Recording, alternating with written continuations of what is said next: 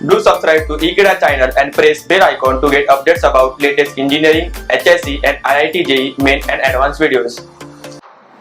In this video, we are going to see a methodology where how to apply a mesh analysis in a circuit where dependent source is present along with a independent source. Let's consider a circuit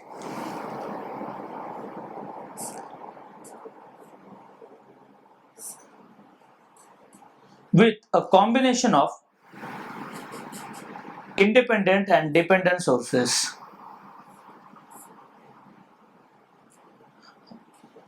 Let's consider a current controlled voltage source.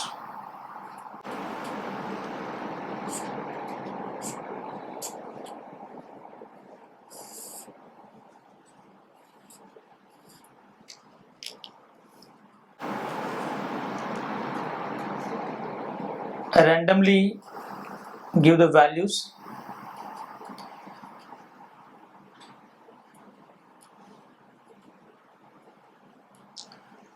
And let's consider we have to get a current flowing through 20 ohm using mesh analysis. Now thing is that over here 10I1 is a voltage source. If you see the symbol, it's having a polarity, so it's a voltage source, but its value is 10I1, so it depends upon the current I1, so we call this as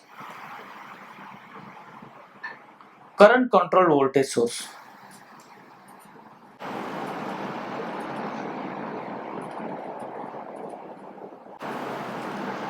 The thing is that somewhere in the circuit we should have this current I1. So beside this 10I1, there has to be one more information given, and that is I1. So let's consider this is that I1. So this will be a complete circuit where dependent source is given, and it is also given on which value this source depends, that is I1. So in this case, how to apply Kirchhoff's voltage law we will see now. We need to stick to our basics, and the basics are whenever I find a mesh, I will always pass the current. So I am getting two meshes. This time I will call the current as Ix and Iy, just to distinguish from their notation and our notation. So based on the current, wherever it is flowing through a resistor, it will develop the voltage. So I will mark that voltage polarity plus minus. Over here it is plus minus. It's a source, already polarity is given. For this Iy, plus minus is already given for sources. For this resistor, plus minus. So the way we have applied for the independent source, similar manner we have done for the dependent sources also. So now over here, Ix and Iy are the variables which we have introduced, and I1 is their variable. So in all there are three variables, but the meshes are only two.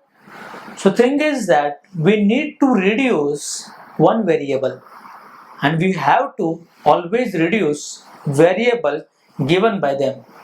So thing is that somewhere wherever I will find a I1, I need to replace that with Ix or Iy depending upon the circuit condition. So let's see how we are going to do this. So what we'll do, we'll apply KVL to mesh 1.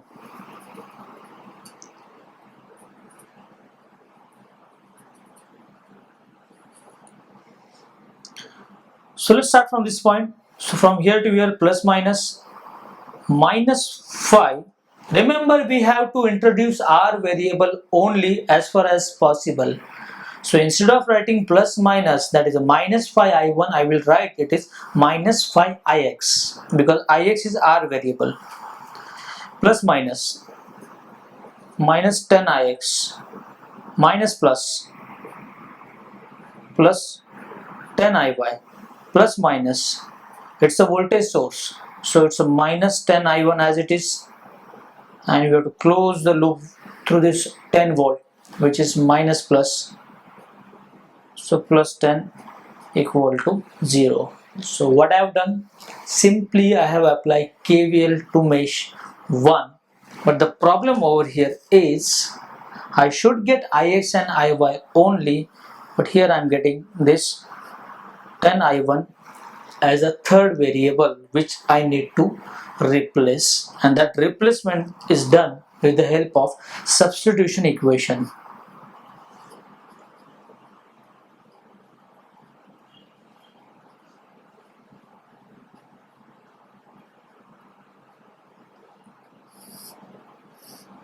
Meaning I need to establish a relationship between I1 and Ix and Iy. So if you see carefully, Ix is a current flowing through this 5 ohm, which is a mesh 1 current, and same I1 is a current flowing through 5 ohm given by them. So I can say over here, you replace I1 by Ix. Remember, substitution equation we will get by seeing and analyzing the circuit condition carefully. So what I'll do, wherever there is a I1, I will replace it with a Ix. So in the end, I will get minus 5Ix minus 10Ix plus 10Iy minus 10Ix plus 10 equal to 0. So after simplification of this equation, I will get a new equation which I can treat as a final equation for solving. Minus 25Ix plus 10Iy equal to minus 10 as a equation number 1, and this equation is free from I1 and it is having only two variables Ix and Iy, which are given by us only. Now similarly I can go for a mesh 2. So if I apply KVL to mesh 2, what I will get here, plus minus, let's start from here. So quickly I'll write minus 20Iy plus minus is minus 20. I'll come over here, minus plus, it's a plus 10I1, a voltage source, plus minus minus 10Iy plus 10Ix equal to 0. So once again there is a problem with this third variable which we have decided now. Wherever there is a I1, I have to replace by Ix. So if I do that, what I will get, the equation as minus 20 Iy minus 20 plus 10 Ix minus 10 Iy plus 10 Ix equal to 0. So simplification of this will give you 10Ix become 20Ix minus 20Iy minus 10Iy becomes minus 30Iy. Here minus 20 on this side will go and become plus 20, equation number 2. So thing is that in the original circuit we were having 3 variables, but after substituting one variable in terms of other, I can get only 2 equations, 2 unknowns can be solved and get the value of Ix and Iy. Okay, and Iy is nothing but a current flowing through 20 ohm.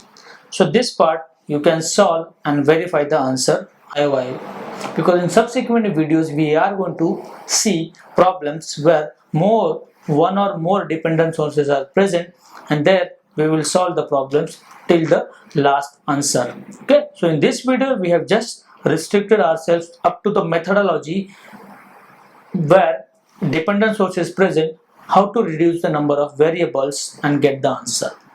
Thank you.